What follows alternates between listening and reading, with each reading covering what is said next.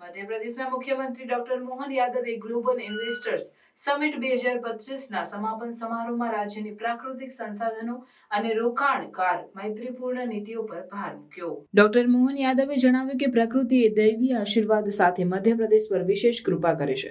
રાજ્યમાં પ્રચુર જળ સંસાધનો, પૂરતી જમીન બેંક અને રોકાણકાર મૈત્રીપૂર્ણ કાયદા અને શાસન છે। સમિટ દરમિયાન મુખ્યમંત્રીએ જાહેરાત કરી કે રાજ્યને કુલ 30 લાખ કરોડના રોકાણ પ્રસ્તાવો પ્રાપ્ત થયા છે, જે રાજ્યના વિકાસ અને રોજગાર સર્જનમાં મહત્વપૂર્ણ ભૂમિકા ભજવશે। તેમણે જણાવ્યું કે આ સમિટ માત્ર એક કાર્યક્રમનો અંત નથી, પરંતુ ઉદ્યોગ અને રોજગાર વર્ષ 2025ની સફળ શરૂઆત છે।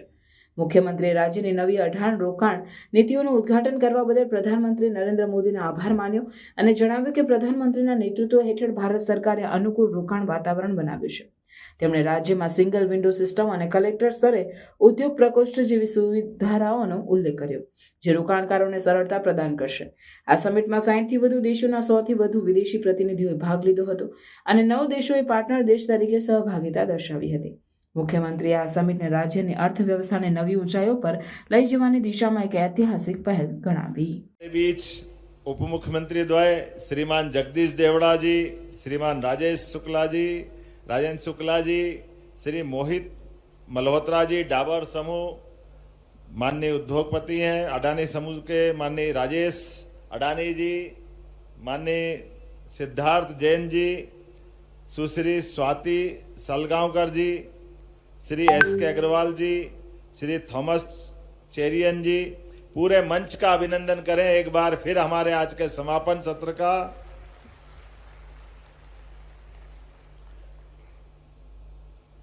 मानव संसाधनों से, खैर प्रकृति ने भी परमात्मा की दया से मध्य प्रदेश पे विशेष कृपा की है। हमारे यहाँ पर्याप्त पानी है, पर्याप्त लैंड बैंक है, निवेश के अनुकूल कानून और व्यवस्था है। यशस्वी प्रधानमंत्री के नेतृत्व में भारत सरकार का वर्तमान में निवेश अनुकूल वातावरण है और हमारे लिए सौभाग्य की बात है, कल ही माननीय प्रधानमंत्री ने मध्य प्रदेश को लेकर के मध्य प्रदेश के लिए इलेक्ट्रिक व्हीकल्स, स्वच्छ ऊर्जा, अधोसंरचना विनिर्माण में मध्य प्रदेश की भाजपा सरकारों के प्रयास को सराहा है।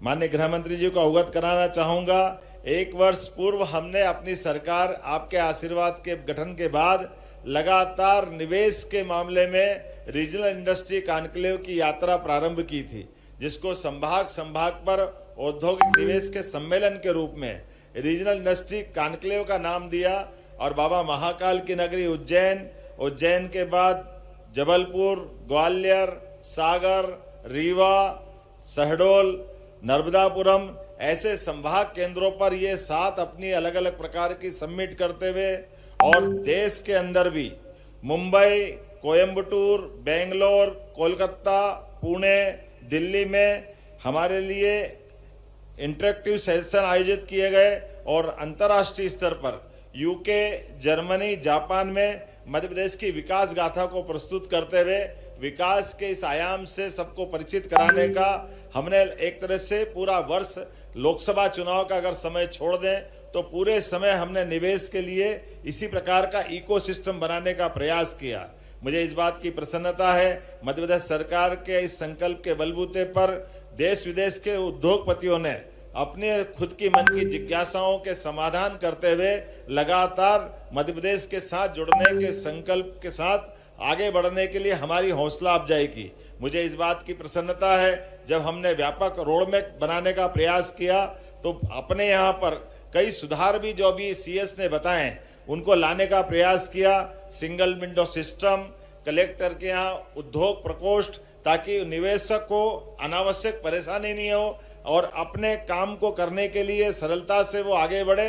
लेकिन हम यहाँ नहीं रुक रहे हैं। यशस्वी प्रधानमंत्री और यशस्वी गृह मंत्री के आशीर्वाद के बाद हमने हमारा ये पूरा वर्ष उद्योग और रोजगार को समर्पित किया है। इसके बाद लगातार आज के इस ग्लोबल इन्वेस्टर समिट के बाद भी ऐसे कई सेक्टर माननीय गृह मंत्री जी अभी हमारे बाकी है, जिसपे हमको ठोस रणनीति के अंतर्गत हम आगे बढ़ रहे हैं। खासकर कृषि के क्षेत्र में